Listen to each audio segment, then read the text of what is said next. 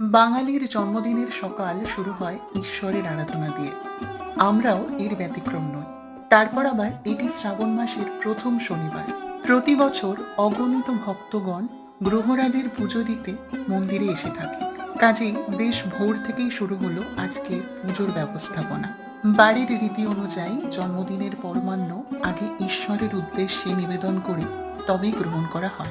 তাই এদিনও মা সকল দেবদেবীদের উদ্দেশ্যে পরমান্ন বানিয়েছিলেন এবং গ্রহরাজের জন্য ছিল শিরনি ভোগ। সমস্ত আয়োজন শেষে শুরু হয় পুজো পাঠ। এরপর একে একে চলে ভোগ নিবেদন, পুষ্পাঞ্জলি, মঙ্গল আরতি এবং শেষে শান্তিবাড়ি ছিটিয়ে সবকিছুর শুদ্ধিকরণ। যেহেতু জন্মদিনের সমস্ত নিয়ম আগের দিন সম্পন্ন হয়ে গিয়েছিল, তাই আজকে ছিল পুজো পাঠ এবং পরমান্ন নিবেদন।